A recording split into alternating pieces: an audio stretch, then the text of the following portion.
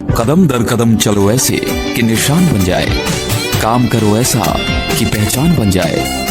जिंदगी तो सब काट लेते हैं, मगर जिंदगी जियो ऐसे कि मिसाल बन जाए।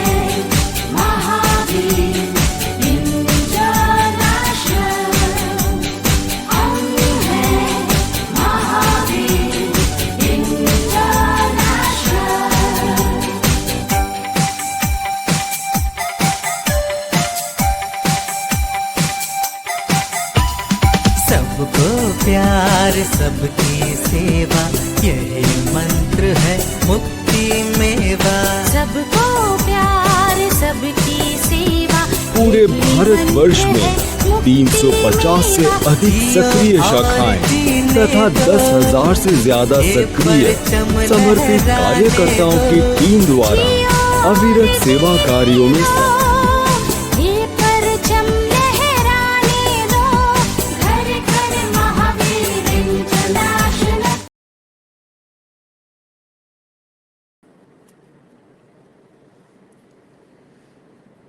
नमस्कार दोस्तों, मैं आपकी होस्ट रेणु गुजरानी आप सभी का हार्दिक स्वागत अभिनंदन करती हूँ।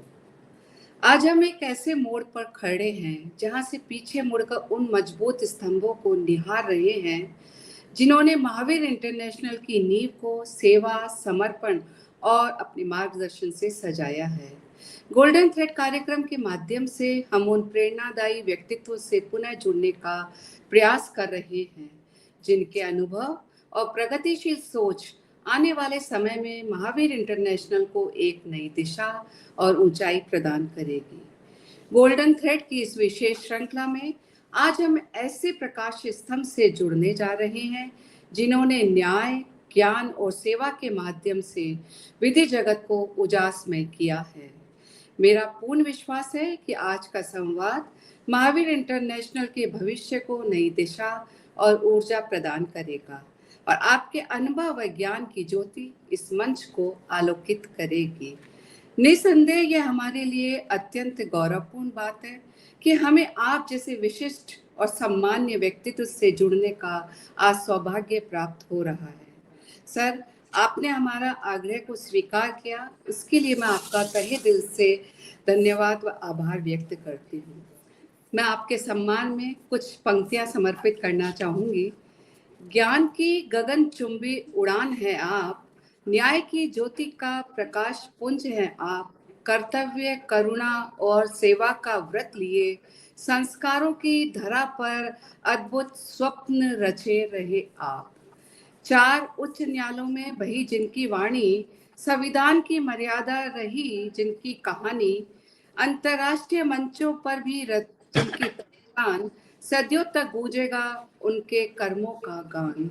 विवेक की शिला पर रचा न्याय का मंदिर, नवोन्मेष से सजाया विधि का भविष्य सुंदर, आशीर्वचन बनकर फैले जिनका अनुभव, सच्चे साधक, सच्चे न्यायप्रिय, सच्चे मानव। आज हमारे साथ एक अत्यंत सम्माननीय और विशिष्ट व्यक्तित्व जुड़े हैं, न्यायमूर्ति डॉक्टर विनीत जी कोठारी। आपको सीए, सीएस, एलएलएम तथा टैक्सेशन में पीएचडी की उपाधि प्राप्त है। आप पिछले 40 वर्षों से विधिक क्षेत्र में सक्रिय सेवाएं दे रहे हैं। आज जोधपुर के चार्टेड अकाउंटेंट्स और वकीलों के एक प्रतिष्ठित परिवार से संबंध रखते हैं। आपके बड़े भाई साहब स्वर्गीय श्री बीएम कोठारी राजस्थान के प्रसिद्ध चार्टेड अकाउंटेंट थे और उन्होंने 15 वर्षों तक इनकम टैक्स ट्रिब्यूनल में सेवाएं भी दी हैं। आपने बाद में विधिक क्षेत्र को चुना और जोधपुर के प्रख्यात एडवोकेट श्री मरुधर मृदुल साहब के कार्यालय से अपने करियर की शुरुआत की। आपने कम समय में ही वकालत के क्षेत्र में उल्लेखनीय प्रगति की। लगभग 20 वर्षों तक एडवोकेट के रूप में कार्य करने के पश्चात आपको 2005 में उच्च न्यायालय में न्यायाधीश के रूप में पदोन्नत किया गया। आपने राजस्थान, कर्नाटक, मद्रास और गुजरात उच्च न्यायालय में 16 वर्षों तक सेवा दी। आप गुजरात उच्च न्यायालय के कार्यवाहक मुख्य न्यायाधीश के रूप में सेवानिवृत्त हुए। वर्तमान में आप सुप्रीम कोर्ट में सीनियर एडवोकेट के रूप में प्रैक्टिस कर रहे हैं और आर्बिट्रेटर के रूप में भी आप कार्य कर रहे हैं। आप और आपकी धर्मपत्नी श्रीमती मीना जी दोनों प्रशिक्षित मध्यस्थ मीडिएटर का काम कर रहे हैं। आप पारिवारिक व व्यावसायिक विवादों को कोर्ट के बाहर सुलझाने की सेवा में लगे हुए हैं।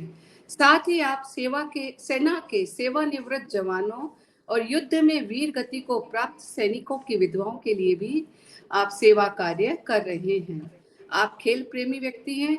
आप टेबल टेनिस और बैडमिंटन खेलना पसंद करते हैं। आपके 2 पुत्र विनय और मेहुल हैं और दोनों ही पेशे से एडवोकेट हैं। साथ ही आपके 2 ग्रैंड डॉटर्स भी हैं। कानून के क्षेत्र में आपके 41 वर्ष के अद्वितीय अनुभव ने आपको कॉरपोरेट वर्ल्ड में एक विश्वसनीय एडवाइजर बना दिया। आप कुशल लेखक, शोधकर्ता, शिक्षक और संपादक भी रहे हैं। आप एमआई से भी जुड़े हुए हैं, यह हमारे लिए बहुत गर्व की बात है। मैं न्यायमूर्ति डॉक्टर विनीत जी कोठारी का हार्दिक स्वागत करती हूं और इस प्रेरणादायक संवाद के लिए समय देने के लिए बहुत बहुत आभार व्यक्त करती हूं। सर, आपका बहुत बहुत आभार। वेलकम। धन्यवाद। थैंक यू बहुत बहुत धन्यवाद आपका। आपने बहुत विशेष और बहुत अच्छे शब्दों में कविता सहित आपने मेरा परिचय दिया। इतनी तारीफ के शायद मैं लायक नहीं हूँ, पर फिर भी आपकी मेहरबानी है और आपने बहुत अच्छे से ऑडियंस को, महावीर इंटरनेशनल के दर्शकों को में से मिलाया। इस मौका देने के लिए मैं आपका धन्यवाद करता हूँ विशेष रूप से, और महावीर इंटरनेशनल अपेक्स बॉडी का भी धन्यवाद करता हूँ कि मुझे आप लोगों से जुड़ने का मौका मिला। कुछ एक्टिविटीज़ जो जोधपुर में होती रही उनसे मैं जुड़ा रहा हूँ। आपके अध्यक्ष जो अनिल जी जैन है वो भी मेरे मित्र हैं, और कुल मिलाकर आज जो आपसे बातचीत होगी उससे मेरा सौभाग्य है कि मैं आपकी ऑडियंस से एट ए लार्ज स्केल थोड़ा मिलने का और बातचीत करने का मौका मिलेगा। धन्यवाद। तो सौभाग्य तो मैं अपना मानती हूँ कि आज मुझे हसीमल जी साहब ने मौका दिया कि मैं आपका साक्षात्कार आज इस मंच पर लूँ। आपसे रूबरू होने का मौका मिला और हम सभी का है कि आप जितने विशिष्ट व्यक्तित्व के धनी आज हमारे सामने आप बैठे हैं और हमसे रूबरू होने हैं। सर, आपका बहुत बहुत आभार। सर, मैं सबसे पहले आपसे जानना चाहूंगी कि आपने इतनी बहुआयामी शैक्षणिक योग्यता हासिल की, सर इसके पीछे क्या प्रेरणा रही? दूसरा सर, आपने सबसे पहले एडवोकेट के रूप में कार्य किया लंबे समय तक, 20 साल तक लगभग। उसके बाद आप 16 साल तक जज की भूमिका में आपने कार्य किया। उसके बाद वापस आप सीनियर एडवोकेट बने। तो सर, इस जर्नी के बारे में आप बताएं कि सर ये कैसे रहा आपका सफर? जी बहुत धन्यवाद इस प्रश्न के लिए। मैं अपने 9 भाई बहन में सबसे छोटा हूँ और घर का मुन्ना था सबसे छोटा, तो सबका बहुत प्यार और स्नेह मुझे मिला है। और घर में क्योंकि ऊपर भी मेरे 5 में से 3 भाई सीए हम लोग बने, और फिर आगे परिवार में और जैसे जैसे विस्तार हुआ काफ़ी लोगों ने सीए किया। पर सीए करने के बाद मैं लॉ प्रैक्टिस में ब्रांच आउट होने का श्रेय मेरे गुरु मरुधर मृदुल साहब को देता हूँ। वो हमारे यहाँ आया करते थे अपने इनकम टैक्स रिटर्न भरवाने के लिए, तो उनसे मेरी बातचीत होती थी। तो उनको लगा कि इस लड़के में थोड़ा स्पार्क है, ये समझता है और कुछ चीज़ को ढंग से कर सकता है, तो उन्होंने कहा कि आप लॉ फील्ड में आ जाइए। तो मेरे बड़े भाई साहब बीएम कोठारी साहब से उन्होंने रिक्वेस्ट की कि इसको मुझे दे दो, आप मेरा जूनियर मेरे साथ रहेगा, मेरे साथ और भी कई लोग हैं। तो इस प्रकार उस समय मेरी शादी नहीं हुई थी। तो 1984 में मैं फाइनली डिसाइड करके सीए की प्रैक्टिस छोड़ करके वकील बनने का काम, थोड़ा एक बोल्ड डिसीजन हुआ करता था उस जमाने में भी, शायद अब भी हो, पर 2-2.5 साल करीब मैंने उनके ऑफिस में बहुत अच्छी मेहनत करने का और उनके सानिध्य में उनके आशीर्वाद से काम करने का मौका मिला। तो बेसिकली इंस्पिरेशन तो मेरे वकील बनने के लिए मेरे दोनों गुरु, जो बड़े भाई साहब बीएम कोठारी साहब जिनके साथ मैंने सीए उनके अंडर में करी, और फिर मरुधर मृदुल साहब जो उन्होंने मुझे वकील बनाया। तो उसके बाद उनका लोगों का विज़न था कि वकील जो बनता है उसका एक विस्तार जो समाज में मिलता है या आगे जाकर के उन्नति हो सकती है, वो शायद सीए की भी उतनी नहीं होती है। हालांकि उस समय मेरी उतना समझ में नहीं आया था ये बात को, पर अब पीछे मुड़ के देखता हूँ तो ये बात बहुत बहुत सही लगती है। तो उन लोगों ने मुझे वकील बनाने के लिए प्रोत्साहित किया, बनाया। खूब मेहनत करनी पड़ती है इस प्रोफेशन में, ये भी हम सबको मालूम है, पर मेहनत करने वालों को की पहले बात तो हार भी नहीं होती, और कोई सक्सेस में या ऊपर उठने में भी कोई रोक नहीं सकता अगर आप मेहनत करते इस पेशे में, वकालत में। तो मेरे को अच्छे से याद है, मैं अपने काइनेटिक होंडा पे 2 बस्ते भर के ले जाता था। सुबह सुबह 8 बजे निकलता था घर से अपने टिफिन के साथ, जैसे कोई मजदूर निकलता हो, और रात को लगभग 12 बजे तक घर आता था, बीच में मुश्किल से लंच का टाइम मिलता था। फिर गुरुजी के यहाँ जाते थे, मरुदुल साहब के यहाँ, और खूब सारी फाइलें होती थी। और इस दरमियान मैंने एक STL करके सिस्टेक्स लिटरेचर एक जर्नल या सिस्टेक्स का निकलता था जोधपुर से, राजस्थान लॉज वाले निकालते थे, उसका मैं चीफ एडिटर बना और एडिटिंग का काम भी करता था। बहुत सारे आर्टिकल्स जजमेंट्स पढ़ने में आते थे, तो सेल्स टैक्स सब्जेक्ट पे एक तरह से मेरी थोड़े अच्छी पकड़ आने लगी। और क्योंकि CA और CS किया हुआ था तो टैक्स की थोड़ी जानकारी भी थी। तो इस तरह से 8-10 साल, 5-6 साल कम से कम खूब मेहनत करने के बाद, फिर मेहनत तो जारी रहती है इस प्रोफेशन में, मुझे वकालत में अच्छे ब्रेक मिलने लगे। और 1989-90 में मैंने फर्स्ट मारुति गाड़ी, मुझे याद है, वो अपने स्वयं की आमदनी से मैं ले पाया। तो एक तरह से मेरे लिए बहुत बड़ा अचीवमेंट था। 15-15 नंबर थे उस गाड़ी के, मुझे अभी भी याद है, वो उसे कभी भूल नहीं सकता मैं। तो इस तरह वकालत का एक जो आनंद मिला, जो काम करने का मौका मिला, फिर धीरे धीरे सब जज साहब के अपीयर होते थे तो उन्होंने भी तारीफ भी करते थे, कभी कहते थे भी अच्छा कर रहे हो और मेहनत करो, ईश्वर आपको और अच्छी देगा उन्नति। तो करीब करीब 20 साल इस तरह राजस्थान हाई कोर्ट में, और कुछ समय सुप्रीम कोर्ट भी मैं एज वकील जाता था। फिर 2004 में मुझे चीफ जस्टिस AR लक्ष्मण साहब ने बुलाया एक दिन घर पे। मैं कभी किसी जज के घर भी नहीं गया था, तो बड़ा अजीब सा लग रहा था मुझे, क्यों बुलाया। फिर प्राइवेट सेक्रेटरी ने कहा नहीं साहब, अपने बायोडाटा लेके जाना, शायद आपको जज बनाने के लिए चीफ साहब बात करना चाहते हैं। तो मैं गया, तो फिर उन्होंने कहा mister Kothari, are you ready to become a जज? मैंने कहा साहब I am only 42, will you be able to recommend my name? बोले oh I thought you are 45 plus, but generally the government will do after 45, but I'll do one thing, and I'll be elevated to Supreme Court, और मैं next chief justice को बुलावन दे के जाऊंगा कि आपका नाम यहाँ से भेजे और हम वहाँ देखेंगे कि आपको जज बना दें। तो इस तरह 2005 में जजशिप का मौका मिला, और लगभग 16 साल तक मैंने 4 हाई कोर्ट में, जैसा आपने बताया, सेवा देने का अवसर मिला। और आपने एक बहुत अच्छी बात अपनी पोएम में मुझे बताई जो मुझे बहुत स्ट्राइक करी। पूरे जज का रोल आपने इन 3 शब्दों में समेट दिया रेणु जी, कर्तव्य, करुणा और सेवा। कमाल आपने लिखा है उस कविता के लिए, पहले तो आपको बहुत बहुत बधाई और धन्यवाद। और एक जज का रोल मेरे ख्याल से इन 3 शब्दों में पूरा का पूरा समा जाता है। बिल्कुल सर। जब मैं जज बना तब लोग कहते थे अरे तुम्हारी इतनी अच्छी आमदनी है, तुम जज की तनख्वाह क्या होती है, 15-20 हज़ार होती थी उस जमाने में, तो तुम ये कैसे नुकसान, उनको नुकसान लग जाता। मैंने कहा नहीं, ऐसी बात नहीं है, सेवा का जो अवसर एक सौभाग्य मिलता है उसकी भी एक महत्व। और मेरे बड़े भाई साहब BM कोटेशन ने उससे मुझे बहुत एनकरेज किया कि नहीं, जज बनने में अच्छा रहता है, एक सेवा का मौका मिलता है और स्टेटस भी ऑफ कोर्स मिलता है।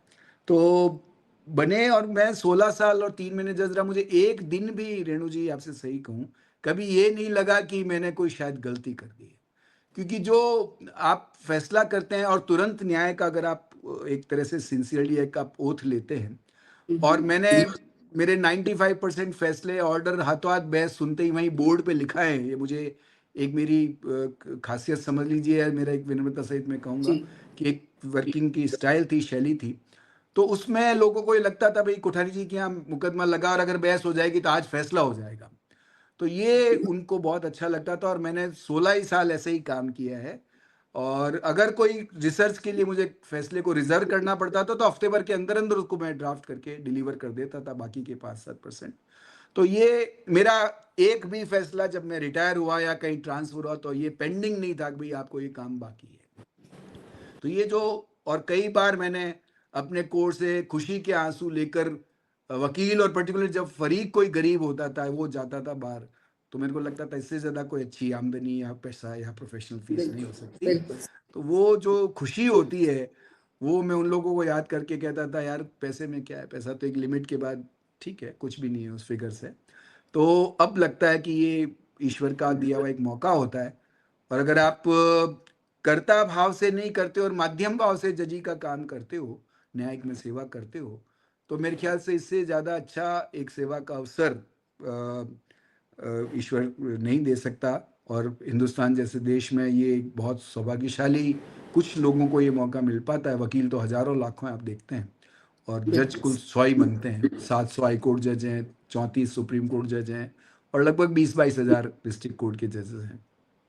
तो ये अगर ईश्वर मौका देता है तो ज़रूर आदमी को स्वीकार करना चाहिए, आदमी या औरत जो भी हो। आजकल तो वुमेन एम्पावरमेंट की बात है, तो आप देखिए डिस्ट्रिक्ट कोर्ट में तो 50% से ज़्यादा गर्ल्स और लेडीज सिविल जजेस और डिस्ट्रिक्ट जजेस बन रही हैं, बहुत खुशी की बात है। और पहले क्योंकि वकालत में कम लेडीज थी, इसलिए हाई कोर्ट और सुप्रीम कोर्ट में कम हुआ करती थी। अगले 15-20 साल में ये रेशियो भी करीब करीब 50-50 डेफिनेटली हो जाएगा। तो ये कुल मिला के एक जीवन का जो अभी तक मेरा रही है यात्रा, बहुत ईश्वर की कृपा से बहुत आनंद पूर्वक रही, बहुत अच्छे से चली है। और सब तरह से सुखी होने का ईश्वर ने मौका दिया, उसके लिए मैं ईश्वर का बहुत बहुत आभार करता हूँ। ये मेरी छोटी सी कहानी है इस तरह से। तो बहुत अच्छे से आपने अपनी प्रोफेशनल जर्नी शेयर की, जिसमें एक बात बहुत दिल को छुई कि आपने जो कहा कि मेरे केस कभी लंबित नहीं होते थे, या तो फैसला हाथों हाथ या फिर एक वीक के अंदर। तो ये चीज बस अपने आप में एक अनूठी है, क्योंकि जो आदमी पीड़ित होता है वही समझ सकता है इसका दर्द। और आप बिल्कुल अगर उस पोस्ट पे हैं, जज की पोस्ट पे, अगर आप उनका दर्द समझ रहे हैं और वो काम उस ढंग से कर रहे हैं, तो अपने आप में आप न्याय कर रहे हैं। मतलब जो बस जिस पोस्ट पे आप बैठे हैं उसके साथ आप न्याय कर रहे हैं। सही तो बात सर, है। मैं दूसरा ये कहना चाहूंगी कि जज का काम साधारण तो नहीं है। आपका निर्णय कभी किसी के लिए वरदान भी बन जाता है और कभी किसी के लिए अभिशाप भी। सर, इस पोस्ट पे रहते हुए कई बार आपको मानसिक, सामाजिक और बाहरी कई तरह के दबाव का भी सामना करना पड़ता है। तो सर, आपने किस तरह अपने विवेक और न्याय बुद्धि का इस्तेमाल करके अपने कार्य को निष्पक्ष रूप से अंजाम दिया, और न्याय के प्रति आपने किस तरह अपनी जिम्मेदारी पूरी निभाई? ये भी बहुत अच्छा प्रश्न है, क्योंकि जी सर। ये कई लोग पूछते हैं कि जैसा आप पे कोई दबाव तो कहीं से नहीं आया, या कहीं कोई ऐसा तो कारण नहीं हुआ कि आप दुखी हुए हो अंतर्मन से और ये लगाओ यार मैं कैसे काम करूंगा, इसको कैसे केस को तय करूं। ये मुझ पर तो ईश्वर की कृपा रही कि ऐसा मेरे पर कोई दबाव पहली बात तो आया नहीं। और मेरे नज़दीक के परिवार के लोगों ने और मित्रों ने ये मेरी एक इज्जत रखने में मेरा बहुत सहयोग किया, कि उन्होंने कभी लोगों में ये संदेश नहीं दिया, या बल्कि ऑन दी कॉन्ट्री ये संदेश दिया कि भी जज को आप अप्रोच नहीं कर सकते। आप किसी भी तरह से किसी भी लोभ प्रलोभन में आकर के अगर जज को अप्रोच करते हैं, कहते हैं कि भी इसमें ऐसा फैसला कर दो, आप पैसे ले लो या ये कुछ ऐसा ले लो, तो ऐसा मेरे यहाँ कभी कोई मौका नहीं आया। और कुछ लोग, हम जुडिशियल ट्रेनिंग की वजह से ऐसा ध्यान भी रखते हैं कि भी हमारे यहाँ जैसे घर पे मैं जज था, तो मेरे कोई नज़दीक के मित्र भी शादी का इनविटेशन कार्ड देने भी घर पे अलाउड नहीं था, आ नहीं सकते थे। एक तरह से थोड़ा सोशल हमको कट ऑफ रहना पड़ता है, अलूफ रहना पड़ता है, बिल्कुल जो हम लोग बिल्कुल। ऑब्जर्व करते हैं। और अगर जैसे चैम्बर में कोई शादी का इनविटेशन कार्ड देना आया, तो मेरे सेक्रेटरी वगैरह साथ रहते थे, तो कोई भी ऐसे गुप्त रूप से किसी से आप मिलोगे भी नहीं, तो लोगों की ये बात करने की कोई हिम्मत भी नहीं होती।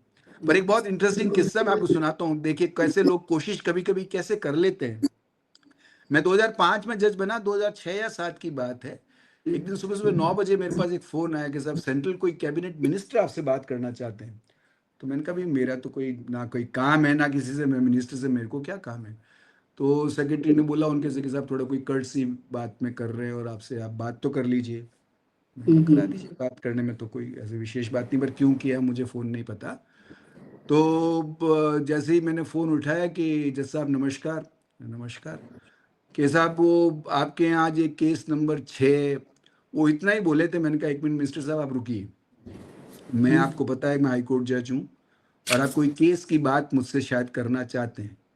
मैं आपको बता दूं ये अलाउड नहीं है और करना उचित नहीं है, क्योंकि हम जो फाइल है सामने कानून के हिसाब से ही केस तय करेंगे, इस तरह से अप्रोच नहीं किया जा सकता। आप भले मिनिस्टर होंगे और अगर आपने इसके बावजूद भी अगर आगे बात करी, तो मैं कोर्ट में जाके प्रोसीडिंग्स ड्रॉ कर सकता हूँ, फला फला मिनिस्टर ने मुझे अप्रोच किया है और टेलीफोन पे बात की है। तो मेरी नौकरी को तो कुछ नहीं होगा, शाम को आपकी मिनिस्ट्री चली जाएगी, ये बता देता हूँ मैं। तो जज की जो पावर्स होती है, जो स्ट्रक्चर तो इस तरह का होता है। तो कंटेम्प्ट ऑफ कोर्ट की भी पावर होती है, तो हम लोग कंटेम्प्ट की प्रोसीडिंग्स भी ड्रॉ कर सकते हैं अगर इस तरह आपको कोई दबाव डालने की कोशिश करे तो मिनिस्टर साहब तुरंत फोन रख दिया कि नहीं सॉरी सॉरी साहब मैं नहीं बात। मैंने कहा देखिए आप ऐसे करना अलाउड, जो फाइल में है वो हो जाएगा, कानून के हिसाब से होता है, इसमें कोई दिक्कत नहीं, इसलिए आप मेहरबानी करके इस बारे में आइंदा भी फ़ोन नहीं करें मुझे। तो इस तरह से आप अपने आप की इमेज कैसे प्रोजेक्ट करते हैं, कैसे अपने आप को समाज में कैरी करते हैं, लोगों में आप अपनी क्या इमेज बनाना चाहते हैं, ये इंस्टीट्यूशन के लिए भी बहुत ज़रूरी है। आज की तारीख में कभी कभी जब जजों के बारे में ऐसे किस्से देखने में आते हैं, आप लोग भी मीडिया में सब आजकल देखते हो, वो ब्लैक शीप जो है हजारों में एक दो होती हैं, पर पूरी इंस्टीट्यूशन की इमेज को एक ब्लैक पेंट लग जाता है। तो जी सर। हम सबकी जिम्मेवारी बनती है ये कि हम समाज में और अपने सर्कल में इस तरह से कैरी करें अपने आप को कि भाई जो कोर्ट में बैठते हैं तो हमारा काम अलग तरह का, वो फाइल के हिसाब से काम होगा, उसमें ना तो किसी की सिफारिश की ज़रूरत है, ना कोई पैसे की ज़रूरत है, ना कोई लेना है ना कोई देना है। ये अगर आप प्रोजेक्ट करते हो और फिर आपका काम बोलता है, बिल्कुल आप सर। जैसे मैंने आपको बताया, मैं सुनता था और फैसला लिखा देता था।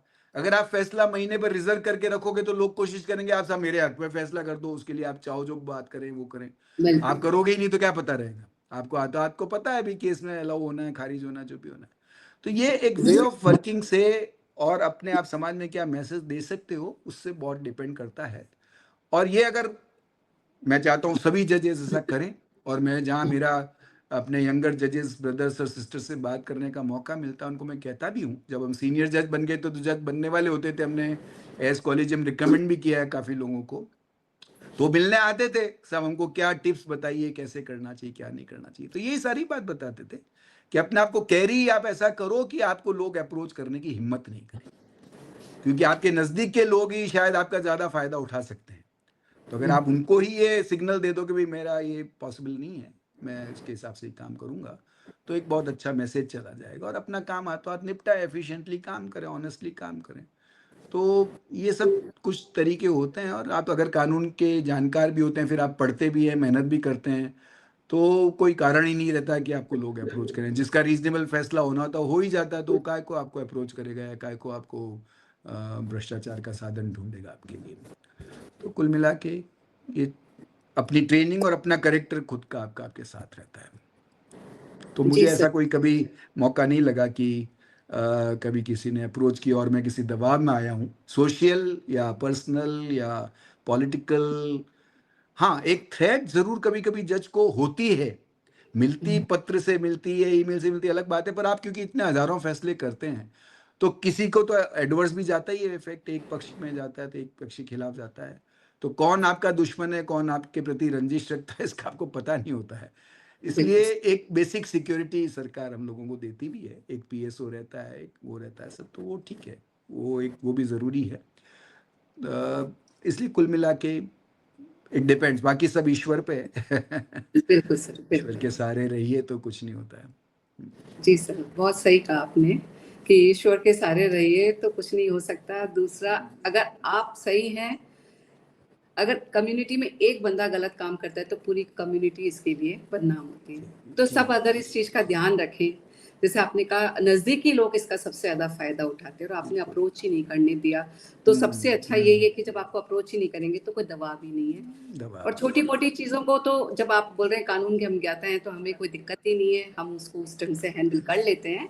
तो बिल्कुल। बिल्कुल सही। तो सर बहुत अच्छा। सर अब मैं पूछना चाहूंगी कि आज के युवा जो कानून, वित्त और प्रशासन में अपना करियर बनाना चाहते हैं, सर उनको आप क्या राय देना चाहेंगे? देखिए, अभी अगर भारत के परिप्रेक्ष्य में बात करें जी। तो कानून और विधि का जो व्यवसाय या प्रोफेशन कहिए इसको, बहुत विस्तार इसको मिल रहा है और बहुत इम्पोर्टेंट सा ये प्रोफेशन हुआ जा रहा है।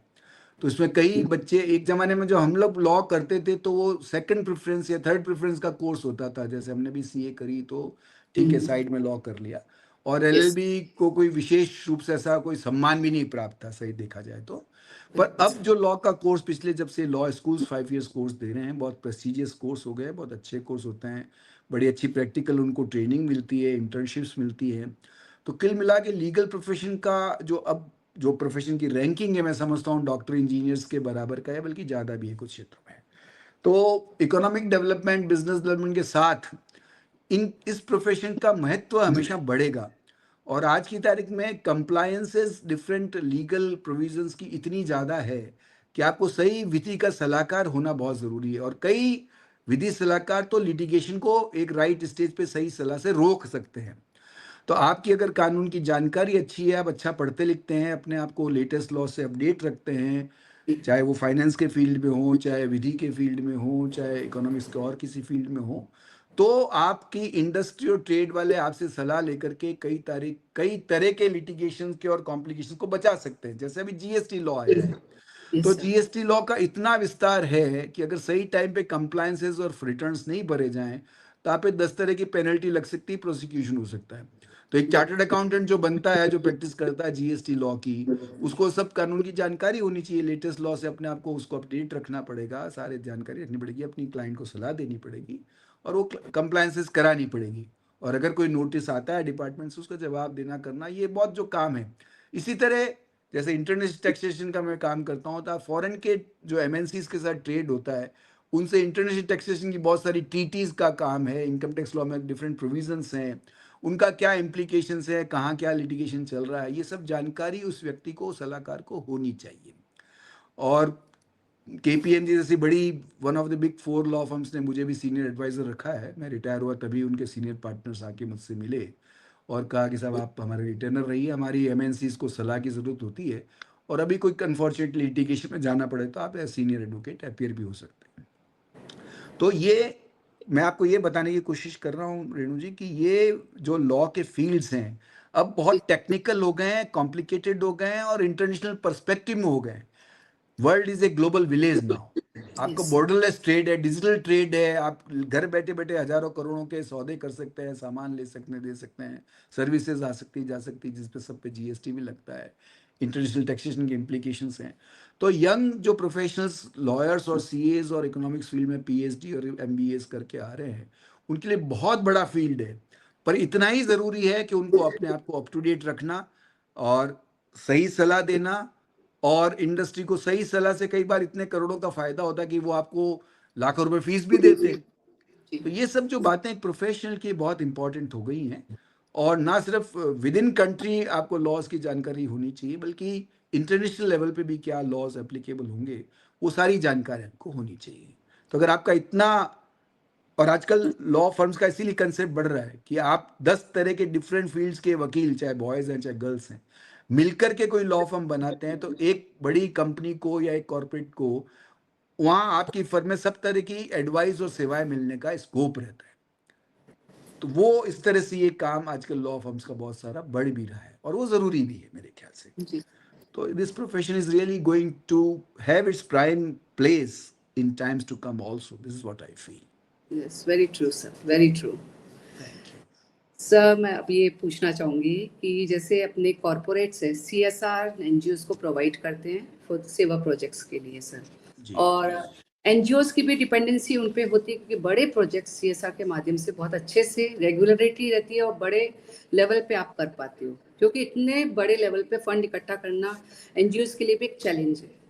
तो सर क्या आप कहेंगे कि कॉरपोरेट गवर्नेंस एनजीओस पे होनी चाहिए, आवश्यक है या नहीं? सर इस बारे में क्या कहना चाहिए? हाँ, मेरा सोच इस पे ये है, और थोड़ा बहुत क्योंकि इस कॉर्पोरेट लॉस की जानकारी भी हुई है मुझे, तो ये एक गुड कॉर्पोरेट गवर्नेंस जिसे कहते हैं, वो CSR is only just one activity of any corporate body. तो वो अपना कुछ एक पर्टिकुलर 5% 7% जो लॉ के हिसाब से खर्चा अगर सेवा के माध्यम से किसी एनजीओ के थ्रू करना चाहते हैं, उनको फंड देना चाहते हैं, खुद भी कर सकते हैं, उनको भी अलाउड है। पर आज जैसे महावीर इंटरनेशनल को उनको पैसा देना है, तो महावीर इंटरनेशनल के पैसे का सदुपयोग उनका उनके ऑब्जेक्टिव्स के हिसाब से हो रहा है कि नहीं हो रहा है, उसको देखने का हक तो उनको है ही। तो इसीलिए सारी एनजीओस का एक प्रॉपर ऑडिटिंग भी प्रोसीजर बहुत जरूरी है। उसके लिए चार्टर्ड अकाउंटेंट्स उपलब्ध हैं, आपके और हमारे कई सारे मेंबर्स खुद चार्टर्ड अकाउंटेंट हैं। तो आपका ऑथराइज चार्टर्ड अकाउंटेंट यदि ऑडिट रिपोर्ट पेश करता है और वो बता पाता है भी इतना ये रेवेन्यू हुआ, इतना खर्चा और इन फील्ड्स में हुआ है, तो उसकी ऑब्जेक्ट्स के हिसाब से यदि खर्चा हो रहा है तो सीएसआर के खर्चे को उनके इनकम टैक्स डिडक्शंस मिलने में भी कोई दिक्कत नहीं आएगी, उनके भी प्रॉब्लम्स नहीं आएगी। और अगर कोई ट्रस्ट और एनजीओस की जो सारी प्लानिंग होती है, वो एक तरह से टैक्स इंसेंटिव दिया जाता है उन लोगों को, कम टैक्स रेट लगाई जाती है, एग्जम्पशन दिया जाता है, इसीलिए दिया जाता है कि समाज में इस तरह के धन के उपयोग की भी एक बहुत बड़ी आवश्यकता है, क्योंकि अपना समाज हैव्स और हैव्स नॉट्स में बटा हुआ है। गरीब और अमीर और मध्यम वर्ग के 3 तरह के वर्ग हर समाज में होते हैं, अपने यहाँ भी है। तो जब धनाढ्य वर्ग का पैसा एक इंस्टीट्यूशन के माध्यम से गरीबों के लिए खर्च किया जाना है, तो इसका एक proper flow, regulated flow, audited flow, सभी की जानकारी होना चाहिए। पिछले कुछ समय से हमने देखा है कि एनजीओस का एक तरह से बहुत दुरुपयोग हुआ है। बहुत सारे फर्जी एनजीओज आ गए हैं, पैसा के सोर्स का प्रॉपर पता नहीं, उनके खर्चे का प्रॉपर पता नहीं, और इस चक्कर में जिसे इल गॉटन मनी, क्राइम मनी जिसको कहते हैं, आपको मनी लॉन्ड्रिंग वाला दौर इस पे जलता है, लगता है, वो वाले पैसे भी एनजीओज के थ्रू इधर उधर जाने लगे। तो गवर्नमेंट के लिए बड़ी एक नेचुरली चिंता का विषय हो गया कि भाई कहाँ से पैसा आ रहा है, कल को ड्रग ट्रेड का आ रहा है या क्राइम का आ रहा है या टेररिज्म का आ रहा है या क्या स्थिति है। तो उनको रेगुलेट करना नेचुरली बहुत आवश्यक है। और पूरा इनकम टैक्स डिपार्टमेंट एक रेवेन्यू इंटेलिजेंस विंग है जिसको हर फ्लो ऑफ मनी का जानकारी रहती है, डिजिटल की सारी इनसे एंड आउट्स पता रहते हैं। तो good corporate governance in my opinion is necessary not only for the company which is giving money but for the NGO which is taking money and then spending that on the charitable and general public purposes. Good governance का, और उसमें बहुत सारे कानून और regulations अपने already India में बने हुए हैं। सवाल फिर यही आता है कि इंडिया तो फेमस है इस बात के लिए, बहुत सारे कानून हैं पर इम्प्लीमेंटेशन कमज़ोर होता है, कंप्लायंस प्रॉपर नहीं होती, इसलिए प्रॉब्लम्स आती है। आज क्रिमिनल जूरिस्प्रूडेंस में भी हम देखें तो कानून सीआरपीसी आईपीसी का कोई कमज़ोर नहीं था, नया वाला कानून भी उतना ही इफेक्टिव है, पर पुलिस के इन्वेस्टिगेशन के तरीके इतने लैकलस्टर है, ढीले हैं, तरीके से सही नहीं है, या उनके टेक्नोलॉजी का सही उपयोग नहीं है। तो हम इतनी बड़ी पुलिस रिफॉर्म्स की बात करते हैं, सही तरीके से क्यों नहीं हुआ, क्यों नहीं चोर पकड़ा जाता है, क्यों नहीं ब्लैक मनी वाला पकड़ा जाता है। तो ये सारी इंस्टीट्यूशन जो सीबीआई है, ईडी है, जिसके नाम से लोगों की रूह कांपती है, उनका काम ही यही है कि इस कानून के हिसाब से पैसे का फ्लो सही तरीके से हुआ है कि नहीं हुआ, सारी ट्रांसपेरेंसी सामने रहे। इसमें अच्छे, ऐसी तरह मैं बात कर रहा था कि जो चार्टर्ड अकाउंटेंट्स हैं या लॉयर्स हैं या इकोनॉमिक फील्ड्स के, फाइनेंस के प्रोफेशनल्स हैं, उनको इन सब बात की एक अपने नेशन के प्रति भी ड्यूटी रखते हुए, अवेयरनेस रखते हुए सारा ऑडिटिंग और कंप्लायंसेस का काम करना चाहिए। नहीं तो आप ये भी किससे सुनते होंगे आजकल रेणु जी की, एक चार्टर्ड अकाउंटेंट का भी साथ में प्रोसिक्यूशन किया गया, उसको भी जेल भेजा गया, क्योंकि अगर वो एकम्प्लिस बनता है, उसमें साथ में भागीदारी करता है, उस बात को छुपाता है, सही तरीके से पेश नहीं करता है, ऑडिट रिपोर्ट में नहीं बताता है, तो जिम्मेवारी उसकी भी है। सरकार उस पर रिलाई करती है, चार्टर्ड अकाउंटेंट के सर्टिफिकेट की बहुत महत्व होता है, तो वो अगर आपने सही काम नहीं किया है तो आप भी रिस्पॉन्सिबल हैं, इसमें कोई डाउट नहीं है। तो कुल मिला के मेरा इस पे आंसर मैं कहूँगा यही है कि good governance, corporate governance is necessary both for companies who are doing CSR activities and for NGOs who are through them undertaking these activities.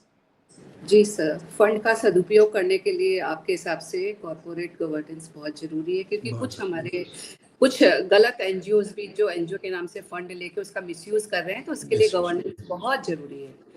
Sir, मैं आपसे पूछना चाहूंगी कि शिक्षा और संस्कार, हम समझते हैं एक व्यक्ति के, समाज के और देश के विकास के लिए बहुत मतलब आधारभूत आवश्यकता है। तो सर, आप इसके बारे में क्या राय देना चाहेंगे कि शिक्षा और संस्कार का क्या आधार होना चाहिए?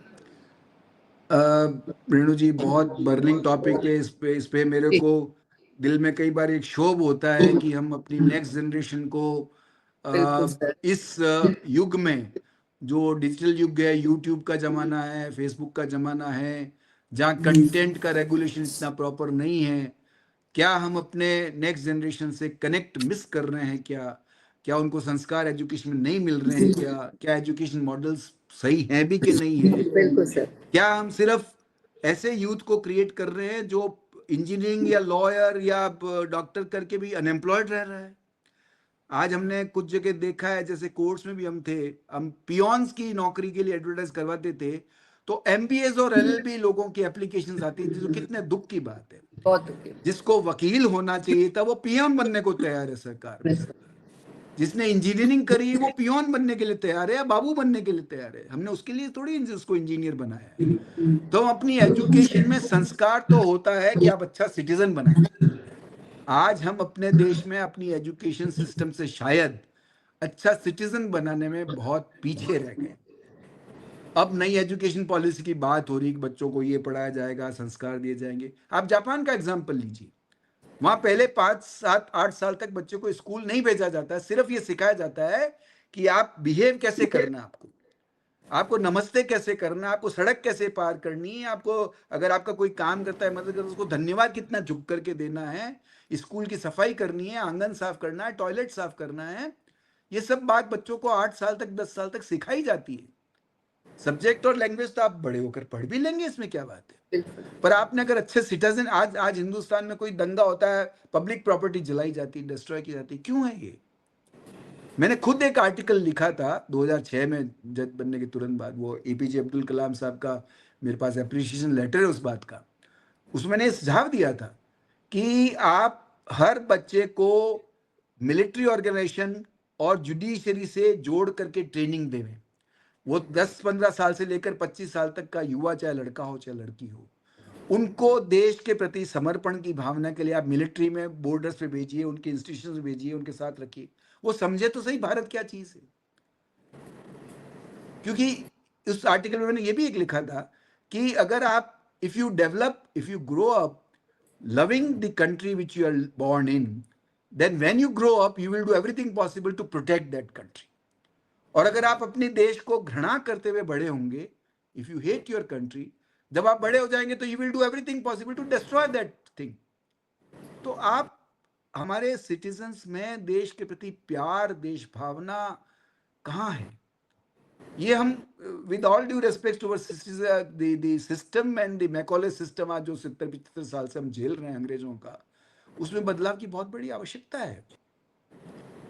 आप अच्छा एजुकेशन देख करके, सबसे पहले मॉरल एजुकेशन, हमारे जमाने में तो एक सब्जेक्ट हुआ करता था स्कूल में, पता नहीं वो कहाँ गायब हो गया, क्यों हो गया साहब?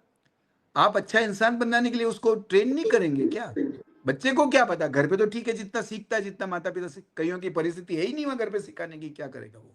गरीब का बच्चा कहाँ से सीखेगा? पर एजुकेशन तो सबका अधिकार है। आपने राइट ऑफ फ्री एजुकेशन का लॉ बना रखा है, फिर अच्छी एजुकेशन में अच्छा सिटीजन नहीं बनाने की क्या बात करी आपने? कहीं नहीं करी मेरे ख्याल से। तो ये सब बातें बहुत एक ओवरऑल करने की मेरे हिसाब से सोच है। और मैं तो, आप जैसी महावीर इंटरनेशनल की महिला और सशक्त, आप इतने लोग हैं, इतने आपका सर्कल होता है, बड़ा होता है, आप सेवा के साथ साथ अपनी एजुकेशन बच्चों की स्कूलों में जाइए, वहां उनकी सेवा के साथ उनको बताइए पहले देश के प्रति आपका क्या कर्तव्य है। आप बड़े होकर भ्रष्ट, मैंने एक फंक्शन अटेंड किया था अब्दुल कलाम साहब का ही, मैं उनका फैन हूँ एक तरह से। उन्होंने लॉ की एक इंटरनेशनल कॉन्फ्रेंस में, लॉ यूनिवर्सिटी के बच्चों को, कम से कम 100-200-400 बच्चे थे पीछे बैठे थे, उनको एक शपथ दिलाई कि जब आप वकालत करेंगे, आप कहिए, ओथ लीजिए कि आप भ्रष्टाचार मुक्त रहेंगे, आप किसी को रिश्वत देने की कोशिश नहीं करेंगे, और अगर आप जज या वकील बनेंगे तो रिश्वत लेने की भी कोशिश नहीं करेंगे, और आप कानून की पालना करेंगे, देश की सुरक्षा करेंगे, पब्लिक प्रॉपर्टी को नुकसान नहीं पहुंचाएंगे। ऐसे लीडर कहां है हमारे पास? इतना एजुकेशन सिस्टम अगर सही होगा तब कहीं जाकर के हम आज से 10-20 साल बाद सोच सकेंगे कि जो बच्चा बड़ा होगा, चाहे युवा हो, चाहे स्त्री हो, चाहे महिला हो, वो महिला तो 2 परिवार को बनाती है। तो अगर एक सुशिक्षित महिला होगी, देश के प्रति प्यार रखने वाली महिला होगी, तो अपने 2 परिवारों में बता पाएगी कि देश के लिए हमको क्या करना है, ये अच्छा काम क्या है, बुरा काम क्या है। ये बहुत लैकिंग है। और मैं सभी एनजीओज के आपके माध्यम से ये एक अपील भी कर सकता हूँ, कह सकता हूँ कि एजुकेशन और संस्कार को आप इस सेवा के साथ जोड़िए, और उनमें, बच्चों में, यूथ में, चाहे वहाँ के टीचर्स हो, जहाँ आप जाते हैं सामान देने, चाहे एजुकेशन की बुक्स देने जाते हो, कुछ भी देने जाते हो, तो आसपास की स्कूल में जाकर के एक थोड़ा सा काम ये भी बहुत बढ़ाया जा सकता है मेरे ख्याल से। और एजुकेशन का सेवा से बहुत सीधा सा संबंध है। आपका अगर माइंड अच्छा होगा, आप अच्छे इंसान होंगे, तो शायद आप अच्छी सेवा कर पाएंगे। और आपकी अगर नीयत में ही खोट है और आप अच्छे इंसान नहीं है, तो आप देखेंगे जो सेवा के लिए पैसा मिल रहा है उसको कहीं यूज कर लूँ मैं। तो ये बहुत मानसिकता जो है हमको डेवलप करनी पड़ेगी। मैं समझता हूँ हिंदुस्तान पे भी इस पर थोड़ा एक बहुत बड़ा बदलाव या आंदोलन सा मुझे लगेगा कि होना चाहिए। देश वैसे ही बहुत विषम परिस्थितियों में है और गुजरता रहता है। हम देखते हैं टेररिज्म समस्या है, इतनी बड़ी घटना, देश युद्ध के कगार पर खड़ा है। तो हम अच्छे सिटीजन्स अगर नहीं दे सकते हैं देश को, तो कैसे वो देश के साथ खड़े रहेंगे? बिल्कुल। तो ये बहुत विचार करने योग्य बात है। और मेरी अपील है आप सभी से कि इस तरह पे, इस पे बात पे विचार करें, आगे बढ़ाएं इस बात को। बिल्कुल सर, आपने बिल्कुल जो सुझाव आपने दिया, ये अपने आप में रियल में बहुत आज की आवश्यकता है, और हर व्यक्ति इस चीज को लैकिंग और महसूस कर रहा है, इसकी कमी को। लेकिन इसके लिए इनिशिएटिव लेना बहुत जरूरी है। कुछ सोशल मीडिया, कुछ वेस्टर्नाइज कल्चर ने इतना ज्यादा अपना प्रभाव छोड़ दिया है कि लोग थोड़े भ्रमित हो गए, जनरेशन भ्रमित हो रही है, उन्हें नहीं पता किधर जाना है। तो ये प्रॉब्लम बहुत बड़ी हो गई है, और ये आपका सुझाव जो है कि स्कूलों में जाके स्टूडेंट्स में भी ये भाव अगर पैदा किया जाए तो ये भी अपने आप में बहुत बड़ी सेवा है। जितनी जितनी आप बातचीत करोगे अपनी नेक्स्ट जनरेशन से, जितनी बिल्कुल। अपने विचार रखोगे, उतने आप घर पे भी देखिए, आप आज बच्चों से मोबाइल फोन छुड़ा नहीं सकते हैं, क्योंकि आपको खुद को भी देखना पड़ता है काम के लिए। तो बिल्कुल। जितना वो ज्यादा मोबाइल देख रहे हैं, उनका ना सिर्फ मेंटल सेटअप बदल रहा है या खराब हो रहा है, मैं कह सकता हूँ, बल्कि उनकी एक एडिक्शन हो गया उनसे।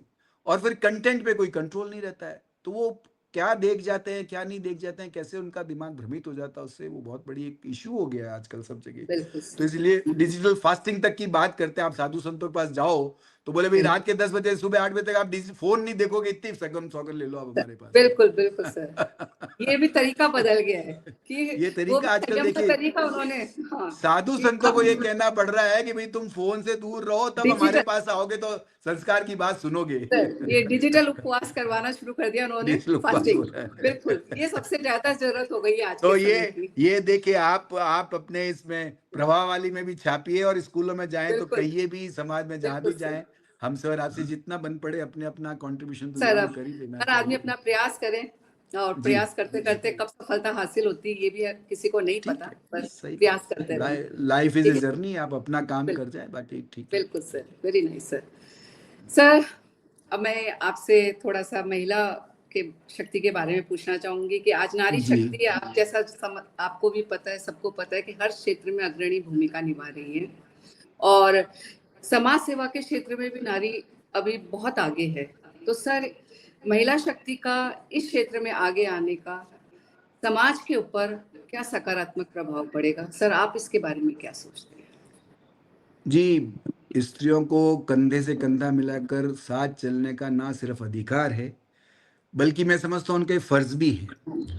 और जब स्त्री और पुरुष का एक टीम बनकर के कोई भी काम होता है, तो देखिए, मैं ये भी कहना चाहता हूँ कि शायद कुछ क्षेत्रों में स्त्रियों की समझ पुरुषों से ज्यादा होती है। उनका कॉम्प्रिहेंशन कह दो, उनका सिक्स सेंस कह दो, उनका एक जो अंदर तक समझने का भाव होता है, वो पुरुषों से थोड़ा अधिक होता है। पुरुष थोड़े एग्रेसिव होते हैं, क्विक डिसाइड करते हैं, और जल्दी से उस पर रिएक्ट भी कर जाते हैं। मैं अपना ही बात करूं तो ये मेरा और मेरी वाइफ में ये फर्क मुझे साफ नजर आता है। तो ये पूरे समाज में भी यही बात है। तो आप सेवा का काम ले लें, चाहे एजुकेशन का काम ले लें, चाहे संस्कार का काम ले लें, महिलाओं की अब कानून के हिसाब से भी देखिए 1/3 रिजर्वेशन की बात हो रही है। हम जुडिशरी में देखते हैं तो मोर देन 50% आज महिलाएं आ रही हैं, खूब वकील बन रही हैं, खूब जज बन रही हैं। तो ये बैलेंस ऑफ सोसाइटी है। हालांकि देखिए, इसमें कुछ नेगेटिव भी साथ में बातें डेवलप हो रही है। जितनी जी इकोनॉमिक इंडिपेंडेंस आ रही है लड़कियों की और लड़कों की, उतने मैट्रिमोनियल होम्स में उतनी दिक्कतें भी बढ़ रही है। बिल्कुल सर। ये एज मीडिएटर हमने फील भी किया और कई जगह देखा भी है। और कई जगह पढ़ी लिखी लड़कियों को ये भी देखा है, भाई शादी करने के बाद मेरी पढ़ाई लिखाई जरूरत होगी तो मैं काम लूंगी, परिवार पहले, और परिवार को सही ढंग से रखने का काम मेरे लिए बहुत इंपॉर्टेंट है। तो जो ये बैलेंस एक इंसान कर सकता है अपने परिवार में, लेडी और जेंट्स मिलकर, वो आइडियल है मेरे हिसाब से। और दोनों अगर वर्किंग भी हैं तो भी अगर आप में सामंजस्य मानसिक तौर पे अगर है कि हम अपनी ड्यूटीज भी बांट लें, अधिकार भी बांट लें, और साथ में अपने कैसे अच्छे वातावरण से हम परिवार को बड़ा कर सकें, वो बात होनी चाहिए। तो सेवा का माध्यम, जैसे एमआई का आप एग्जांपल लें, तो आप लोगों का फोर्स तो मेरे ख्याल से वैसे भी लेडीज वुमेन विंग और यहाँ दोनों बराबर से चल रहा है। मैंने देखा है कुछ एक्टिविटीज में आप लोग भी इतने ही अग्रणी हैं जितने पुरुष वर्ग हैं, तो कोई कमी नहीं। और ये हर फील्ड में लगभग कई सदियों तक जब रहा, जब वुमेन की एजुकेशन इतनी ज्यादा नहीं थी, तो शायद वो एक तरह से मानी जाती भी, तुम्हारा काम तो घर का है, तुम रसोई बनाओ, खाना खाओ और खिलाओ, और that's end of it. But अब ये कोई सोच भी नहीं सकता। अब जितनी पढ़ाई लिखाई और जितने फील्ड में हर तरह, आज पायलट तक बनती है, साइंटिस्ट तक बनती है, सुनीता विलियम्स बन सकती है, तो सब तरह में अब बराबर का भागीदारी है, और वो अच्छा है, वो समाज के लिए अच्छा भी है। तो उसके नेगेटिव पक्ष को अगर आप ओवरकम कर सको, रिकंसाइल कर सको, मिला सको, क्योंकि समाज और परिवार भी इतना ही इंपॉर्टेंट है, तो विमेन की भागीदारी होनी चाहिए, पर परिवार की अस्थिरता की कीमत पर नहीं। अगर पुरुष वर्ग ये समझ ले भी ठीक है, अगर मेरी वाइफ कमा रही और वो अच्छा कमा सकती है तो मैं घर संभाल लूं, अगर ऐसा बदलाव मानसिक तौर पे वो ला सकता है, तो शायद सामंजस्य अच्छे से रह सकता है। दोनों भी काम कर अगर परिवार को साथ चलाए तो भी अच्छा चल सकता है। तो भागीदारी में कोई गुरेज नहीं, कोई बात नहीं, होनी भी चाहिए और होगी भी। आप रोकेंगे तो भी अब नहीं रुकेगी। जिस तरह से एजुकेशन बढ़ रही है, women empowerment is the order of the day now, it is not going to go back. तो वो बहुत अच्छी बात है। इसमें फिर मैं वापस एक बात, वही पॉइंट टच करना चाहता हूं कि संस्कार और मॉरल एजुकेशन, समाज के प्रति भी आपका उत्तरदायित्व, परिवार के प्रति भी आपका उत्तरदायित्व, क्योंकि कुछ चीजें हैं जो सिर्फ स्त्री ही कर सकती हैं, जैसे बच्चे को जन्म देना है। तो ये काम अगर स्त्री ही कर सकती हैं तो फिर उसका वो बैलेंस उसके दूसरी एक्टिविटीज में तो करना पड़ेगा उनको। तो ये सब बातें जो नेगेटिव पक्ष भी हम लोग देखते हैं समाज में, इक्वेलिटी के नाम पर जो नेगेटिविटी आ रही है समाज में, उसको भी दूर करने का पूरा प्रयास होना चाहिए। Empowerment is in full process, it will be done, it is being done not only in India but worldwide। सारे विश्व के विस्तार में आप देखेंगे वुमेन का रोल बराबर का लगभग होता जा रहा है, बल्कि कई क्षेत्रों में अब वुमेन आगे है। एडमिनिस्ट्रेशन में देखिए तो, जुडिशरी में देखिए तो, प्रोफेशन में देखिए तो, सब तरह से आगे हैं। तो वो अच्छी बात है, मैं समझता हूँ ये बहुत अच्छा डेवलपमेंट है जो समाज को आगे ले जाएगा। और विमेन की जो समझ है, उनकी जो पकड़ है चीज़ों पे, उनका जो कॉम्प्रिहेंशन है, वो सेवा के काम में बहुत अच्छे तरीके से कंट्रीब्यूट कर सकता है, ऐसा मेरा मानना है। जी सर, सर बहुत अच्छा, बहुत सही कहा कि भागीदारी होनी चाहिए, लेकिन परिवार की अस्थिरता के कीमत पर नहीं, सामंजस्य बैठा के कार्य होना चाहिए, तो बहुत अच्छा रहता है। तो सर, बहुत अच्छा समाज हम बिल्कुल निर्मित कर सकते हैं। बिल्कुल सर। सर, अभी हम महावीर इंटरनेशनल के मंच पर अब रूबरू हो रहे हैं, और हमारा ये जो प्रोग्राम का एक उद्देश्य यही है कि हमारे पुराने सभी जितने भी मार्गदर्शक है उनको जोड़ें, उनका मार्गदर्शन लें, उनको ग्रेटिट्यूड भी दें, और उनके विजन से हम महावीर इंटरनेशनल को आने वाले 50 साल में एक अलग मुकाम पर पाएं। तो सर, मैं आपकी भी इसके बारे में एक राय लेना चाहूंगी। इस महावीर इंटरनेशनल अपने 50 साल के स्वर्णिम अवसर पर पिछले 50 सालों से महावीर स्वामी के सिद्धांत सबको प्यार, सबको सेवा, जियो और जीने दो के सिद्धांतों पर सभी वर्ग के लोगों के सेवा कार्य बिल्कुल पारदर्शिता और निस्वार्थ भाव से करता आ रहा है। सर, वो अपने इस संदेश को जन जन तक पहुंचाने के लिए सोशल मीडिया का और अधिक कितना रचनात्मक और प्रभावी ढंग से उपयोग कर सकता है, सर इसके बारे में आप बताएं। आप जानती हैं रेणु जी की सोशल मीडिया अभी बहुत पावरफुल टूल बन चुका है, और हम खुद इस मीटिंग में जो बात कर रहे हैं वो सोशल मीडिया, फेसबुक लाइव पे ही बात कर रहे हैं। तो ये जीवन का एक अभिन्न अंग सा हो गया है, और ये छोटा सा एक मोबाइल फोन आपकी जिंदगी है लगभग, उसमें सारी चीज आपका बैंकिंग से लेकर के, मैसेजिंग से लेकर के, प्रोफेशनल एक्टिविटीज से लेकर के, mails, WhatsApp, whatever you are doing, तो ये बहुत हिस्सा है, अच्छा है। पर ये सोशल मीडिया के आपके ऑलरेडी हैंडल्स तो महावीर इंटरनेशनल के ही हैं, ट्विटर पे है भी है, व्हाट्सएप पे भी होंगे, और जो भी ये प्लेटफॉर्म्स डिफरेंट अवेलेबल है।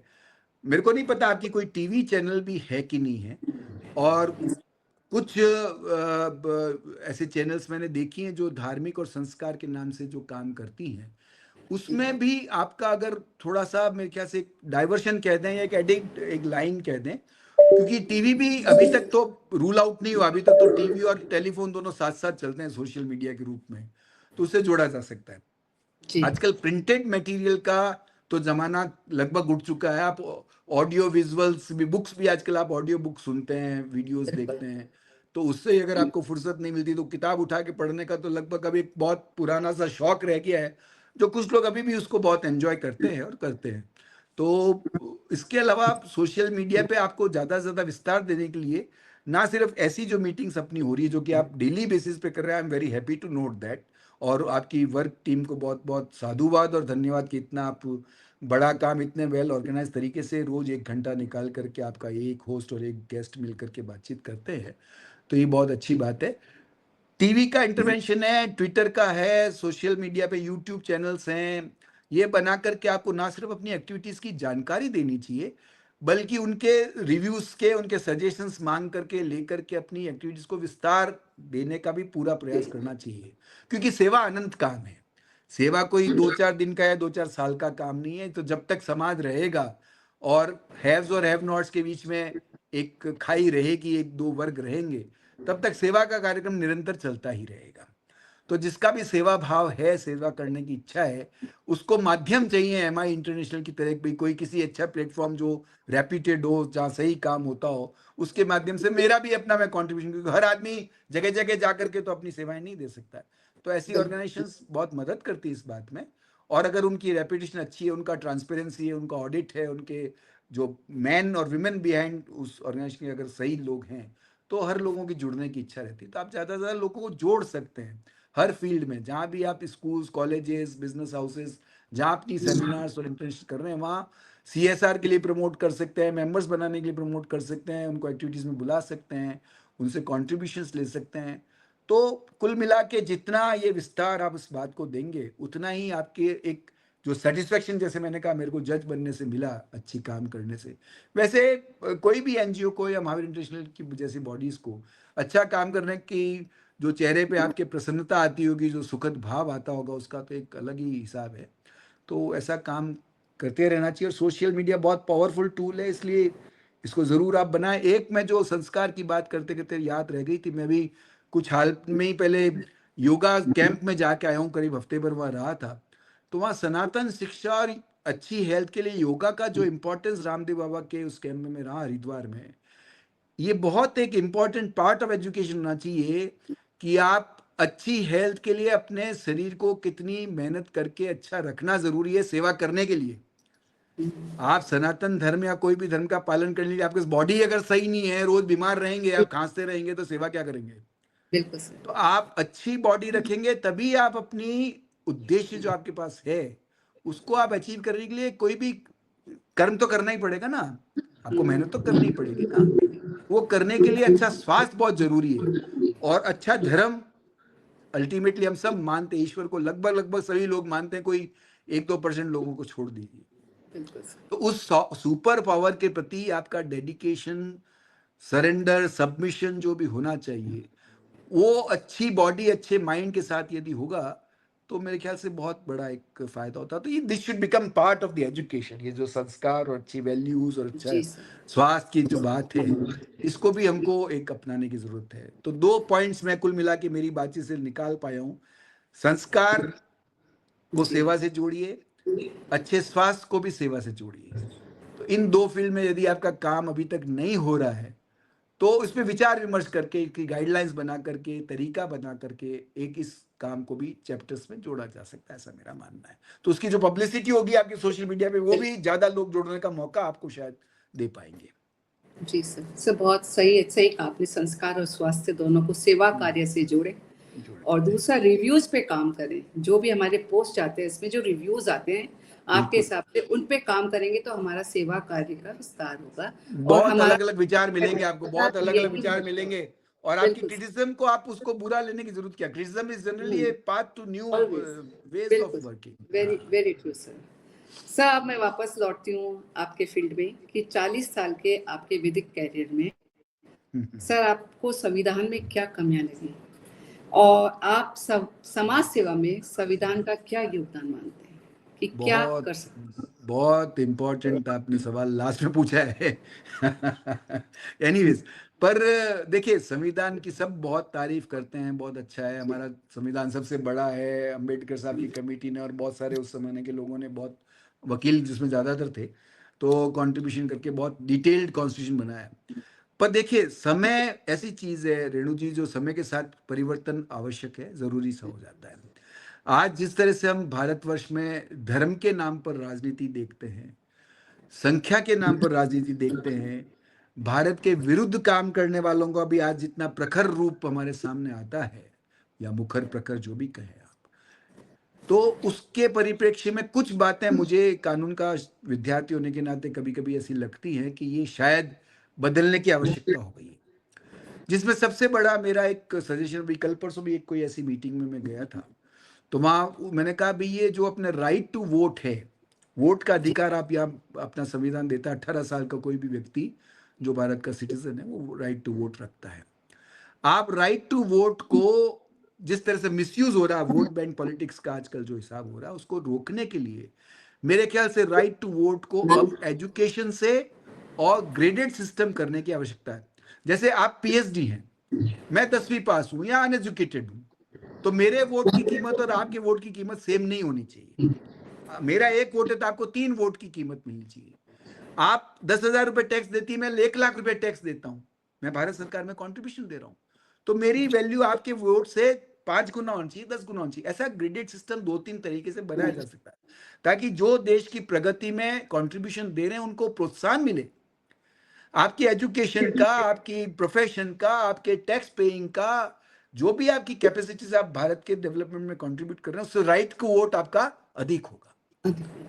तो आपको ये जो छुटपैये पॉलिटिशियंस होते हैं ना, जो आपके पीछे घूम घूम करके आपका वोट 2,000 रुपए में खरीद लेते हैं, ऐसा नहीं कर पाएंगे। अगर आप मिनिमम क्वालिफिकेशन जैसे ग्रेजुएशन कर देते हैं तो खड़े ही नहीं हो पाएंगे, पहली बात तो खुद ही उनका वोटर्स लिस्ट में ही नाम नहीं होगा। तो एजुकेशन से और आपकी कंट्रीब्यूशन टू कंट्री, जिसके क्राइटेरिया डेवलप किए जा सकते हैं, ये अधिकार होना चाहिए। दूसरा, freedom of speech, of right of religion, ये 2 हमारे यहाँ बहुत बड़े इंपॉर्टेंट फंडामेंटल राइट्स। इनका जितना दुरुपयोग पिछले 70-75 साल में होना चाहिए हो चुका है। अब हम ऐसे मुहाने पर आ गए हैं कि फ्रीडम ऑफ स्पीच के नाम पर पे लोग एक दूसरे को गाली देने में भी मतलब शर्म नहीं करते कि हमारा फ्रीडम ऑफ स्पीच है तो हम बोल ही सकते हैं। डिफेमेशन के हजारों मुकदमे चल रहे हैं कोर्टों में ऑलरेडी इतना सारा काम है, कहाँ इन मुकदमों को देखने की फुर्सत है उनको। तो इनके सबके कानून में प्रोवाइजोस है ऑलरेडी, भाई ये पब्लिक ऑर्डर और डिसेंसी के खिलाफ आप नहीं होगा। तो ये इसको इम्प्लीमेंट करने की आवश्यकता है। और एक तीसरी बात मैं और कहना चाहता हूं, फंडामेंटल ड्यूटीज चैप्टर 4 कॉन्स्टिट्यूशन में है, वो अभी कोर्ट के माध्यम से एनफोर्सेबल नहीं है। आप कोर्ट में जाके ये नहीं कह सकते भी स्टेट की ड्यूटी है, इसको आप कोर्ट को मैंडेमस दो कि ये काम करे। उसको भी फंडामेंटल राइट्स का हिस्सा बनाना चाहिए जी सर। ताकि स्टेट उसको काम को नहीं करने का मना नहीं कर सके। ये 3 बहुत मुख्य बातें हैं जो संविधान में आज के परिप्रेक्ष्य में और आगे डेवलपमेंट के लिए, आगे आप 50-100 साल की और देखें तो ये 3-4 बातों पर ध्यान देकर के आप अच्छा भारत का एक निर्माण करने में आप अपना काम कर जी सकते हैं। सर। कानून का अब छात्र हम- होने के नाते ये मुझे बात सर समझ में आती है, मैं आपको सही कहा आपने सर। अब हमारे समय भी समाप्ति की ओर है और मेरे अभी तक तो काफी जी। क्वेश्चंस बाकी रह गए, क्योंकि आपसे के लिए मेरे पास देखिए- बहुत कुछ। देखिए रेणु जी, हाँ। आपके पास भी पूछने का बहुत कुछ है और मैं तो पेशे से ही वकील हूँ। यस सर, यस आप सर। जितनी देर चाहे उतनी देर बहस करवा ले हमसे। जी सर। Thank you. सर, तो फाइनली आज का पॉडकास्ट आपके बहुमूल्य अनुभवों, दृष्टिकोण और सामाजिक सेवाओं से जुड़े भविष्य के विजन को जानने का एक अनमोल अवसर रहा। सर, आपके अनुभव और विकासशील सोच ने इस बातचीत को बहुत खास बना दिया। आपके साथ ये संवाद हमारे लिए बेहद ही ज्ञानवर्धक और प्रेरणादायक रहा। सर, आपका बहुत बहुत आभार। इतने अच्छे ढंग से आपने सभी क्वेश्चंस के आंसर दिए। आपका व्यवहार, आपकी सोच सब इतनी विनम्र, आपके नाम के अनुसार ही आप विनम्र विनीत हैं। Sir, thank you so much. अब मैं हसीमल जी सर को आपसे और हसीमल जी साहब से सर, मिलकर बहुत अच्छा लगा और जी मुझे सर। आपने मौका दिया है उसके लिए आपका बहुत बहुत धन्यवाद। Thank you sir. नमस्कार हसीमल जी। नमस्कार सर, 2 मिनट के लिए जुड़े रहिए हमारे साथ। सत्य परेशान हो सकता है, पराजित नहीं। आज पूर्व न्यायाधीश डॉक्टर विनीत कोठारी जी को हमने सुना, हमने देखा कि न्यायपालिका के प्रति वर्तमान में जो प्रश्न चिन्ह उत्पन्न हुआ है उसका मूल कारण हमें जानने को मिला। यदि न्यायपालिका से जुड़े सभी व्यक्ति मुकदमों को लंबित करने की भावना न रखें और जैसा आपने अपने अनुभव और काम करने के तरीके से बताया कि आपने हमेशा कोशिश की कि सुनवाई के साथ ही फैसले को बोर्ड पे ले आए, ये बहुत ही अनुकरणीय है।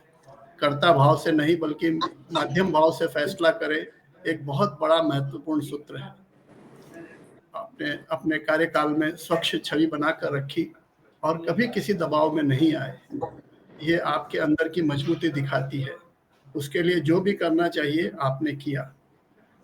राहत इंदौरी साहब का एक शेर है कि आंख में पानी रखो, होठों पे चिंगारी रखो, जिंदा रहना है तो तरकीबें बहुत सारी रखो। तो आप जिस पोस्ट पे थे उस पोस्ट पे आपको बहुत कुछ दबाव आने की संभावना थी, लेकिन आपने हमेशा खुद को मजबूत रखा और कभी किसी दबाव में नहीं आए। और शिक्षा के प्रति आपके जो सुझाव थे कि खुद को अपडेटेड रखना चाहिए ताकि आप अपने ज्ञान से अपने मुवक्किल को बहुत फायदा करवा सकते हो। दूसरी चीज, शिक्षा जो हम दे रहे हैं लेकिन संस्कार देने में अभी बहुत पीछे हैं। शिक्षा में हमको अभी बहुत परिवर्तन करने की जरूरत है, उसको संस्कार लक्ष्य बनाने की जरूरत है। आज बच्चों को हमको एक अच्छा नागरिक नहीं बना पाए, उस पर काम करने की जरूरत है, देश प्रेम जगाने की जरूरत है। और सबसे बड़ी बात है कि आपका एक सजेशन कि एनजीओ का बहुत बड़ा हो सकता है इस कार्य में, ये भी एक बहुत अच्छा सजेशन है आपका। और आपको हम बताएं, महावीर इंटरनेशनल बड़ौदा में शिक्षा के क्षेत्र में बहुत बड़ा काम कर रही है। और स्ट्रीट जो बच्चे हैं, सड़क पे जो बच्चे रहते हैं, उनको सक्षम बनाने तक की पढ़ाई करवाते हैं उनको, और काफी डॉक्टर बन गए हैं, इंजीनियर बन गए हैं, और इस दिशा में अभी भी सतत कार्य कर रही है। और न्यायपालिका का रोल आज बहुत समय के हिसाब से बहुत व्यापक हो गया है। समाज के लिए सचेतक और विधान के विवेचक बन विधिवेता समाज के लिए बहुत उपयोगी हो सकते हैं। और निश्चित ही जैसा आपने बताया कि संविधान में समयानुरूप आवश्यक परिवर्तन करने की भी आवश्यकता है। तो क्योंकि आज संविधान हमारा 75 साल पहले बना था और आज समय परिवर्तित हो गया है, लोगों के विचार परिवर्तित हो गए हैं, तो आज के समय के अनुरूप उसमें काफी परिवर्तन की आवश्यकता है। सर, आप आज हमारे साथ जुड़े, इतनी अच्छी बातचीत की, इतने अच्छे सजेशन दिए, और निश्चित ही समय कम लग रहा है कि शायद और 1 घंटे होते तो हम और आपसे काफी कुछ जानकारी पा सकते थे, जो हमारे लिए, एनजीओ के लिए, समाज के लिए, हम सबके लिए बहुत उपयोगी हो सकती थी। आप पधारे, उसके लिए पूरी गोल्डन थ्रेड की टीम की तरफ से आपका बहुत बहुत आभार, अभिनंदन। और कोशिश करेंगे फिर आपको कभी जोड़ सके हैं, हमारा सौभाग्य होगा। आज के लिए जय महावीर, नमस्कार सर। जाते जाते एक और निवेदन है, आपके कोई भी जुड़ने वाले बच्चे, यदि गरीब बच्चे जुडिशरी का एग्जाम देना चाहें, उसके लिए ट्रेनिंग पाना चाहें, तो मेरी सेवाएं निःशुल्क उपलब्ध हैं। कभी भी कोई भी कोर्स कंटेंट में कोई बात कहनी हो, समझाना हो, गाइडेंस करनी हो, तो मैं ये काम भी कर सकता हूँ आराम से। बहुत बहुत धन्यवाद सर। हम बिल्कुल कोशिश करेंगे आपकी हेल्प और आपके गाइडेंस में हम अगर किसी एक बालक का भी जीवन संवार सके तो हमारे लिए सौभाग्य की बात होगी सर। बिल्कुल बिल्कुल। और हमारी एक परंपरा है सर, पिछले एपिसोड के ऊपर हम एक प्रश्न ऑडियंस से पूछते हैं, तो 1 मिनट समय और लूंगा आपका। तो कल हमारे साथ हमारे इंटरनेशनल ट्रेजरर श्री वीर सुधीर जी जैन जुड़े थे, आप शायद परिचित होंगे उनसे। हाँ, तो उनके जो बातचीत थी, उस आधार पे हम आज का प्रश्न पूछना चाहते हैं कि वीर सुधीर जी जैन दिल्ली सेंटर के किस पीरियड के लिए सेक्रेटरी थे? वीर सुधीर जी जैन एमआई के दिल्ली सेंटर में सेक्रेटरी रहे थे, वो किस पीरियड में रहे थे? और रेणु जी, मैं आपसे रिक्वेस्ट करूंगा प्लीज फेसबुक पे देखें कि किसका आंसर सही आ रहा है। तब तक हम चर्चा कर लेते हैं सर से और बातचीत कर लेते हैं। 1 मिनट का समय है तो ये लाभ ले लेते हैं हम सर। और हम कैसे भारत इंटरनेशनल में आपकी सेवाएं ले सकते हैं, जरा आप हमें गाइड करते रहिएगा। जहां भी आपको लगे कि आप की सेवाएं हमारे लिए उपलब्ध हो सकती है, जिस रूप में भी हो सकती है, बिल्कुल। जब भी आप याद करेंगे मैं उपलब्ध हूँ, हाजिर हूँ। जिस तरीके से भी आप सेवा में सहयोग चाहते हैं उसके लिए भी। और जैसा मैंने एजुकेशन के लिए बात करी, तो ये एक बहुत अच्छा माध्यम हो सकता है। तो जो भी आपके कैंडिडेट्स ऐसे रिक्वेस्ट लेके आते हैं, सब हमको ये जैसे कुछ बुक्स वगैरह भी दिलानी है, कुछ बात करनी हो, गाइडेंस देनी हो, जुडिशरी के एग्जाम देने के लिए मेरे घर पे आकर के, ऑफिस आकर के मुझसे घंटे 2 घंटे वो बात कर सकते हैं। किताबें मैं दिलवा सकता हूँ, जैसे भी आगे जैसे भी बात हो सकती है कोई। सर, मुझे तो अभी तक किसी का आंसर दिख नहीं रहा। हाँ, 2000 राजलक्ष्मी भंडारी जी का आया है, 2006। और इंतजार करना पड़ेगा शायद हमें कुछ। हाँ। अच्छा, इस पे फिर आप कुछ प्राइज देते होंगे? हाँ सर। तो राजलक्ष्मी जी को मिल जाएगा अगर सही है आंसर तो। तिलक नंदनी जी का भी है 2006। मैंने सेक्रेटरी पूछा है, तो अगर प्रश्न रिपीट करना हो तो मैं रिपीट कर दूं कि वीर सुधीर जैन दिल्ली सेंटर के सेक्रेटरी रहे थे, किस पीरियड के लिए रहे थे? बहुत लंबे समय के लिए आप दिल्ली सेंटर के सेक्रेटरी रहे, तो वो कौन सा पीरियड था? कुछ कड़ा पूछ लिया क्या रेणु जी हमने आज? प्रश्न कुछ कड़ा हो गया क्या आज? वो अध्यक्ष के हिसाब से कह रहे होंगे या तो हाँ, आया किसी का प्रश्न उत्तर आया किसी का? तो अभी तक तो नहीं दिखा मुझे। अभी ये क्या गूगल भी नहीं हो सकता ना? नहीं तो तुरंत हो जाता, अभी ये गूगल होता तो तुरंत हो जाता। 9 years सोशल मीडिया का उपयोग करते हैं नंदन जी लोग। सलानी का आया 9 years। कौन सा क्या आया है? 9 years, 9 साल। नहीं, पर कौन सा पीरियड कौन सा था? हाँ, तो उनका आंसर गलत है, पीरियड पूछना था ना अपने को, तो ईयर ही चाहिए ना, कौन से ईयर से कौन से ईयर तक। साल कौन सा? हाँ जी। और नंदिनी जी वैसे भी ले चुकी हैं, शायद अवार्ड पहले ले चुकी है, तो हम उनका तो वैसे भी कंसीडर नहीं कर सकते अगर सही होता तो भी। जी सर। एनीवे, अभी समय अपने रफ्तार से बढ़ रहा है और तो इसका प्राइस अगली बार दिलाइए, कल दिलाइए, अगली परसों बार दिलाइए। कल 2 प्रश्न पूछिएगा सर। बिल्कुल आज अभी चलिए, किसी हाँ। कल 2 प्रश्न पूछेंगे, प्रश्न में परिवर्तन कर देंगे। आज के लिए बिल्कुल सर आपका बहुत बहुत धन्यवाद, और रेणु जी आपका भी बहुत बहुत धन्यवाद एक शानदार साक्षात्कार के लिए। जय महावीर सर। जय महावीर, जय महावीर। बहुत धन्यवाद आपका, बहुत बहुत धन्यवाद। नमस्कार।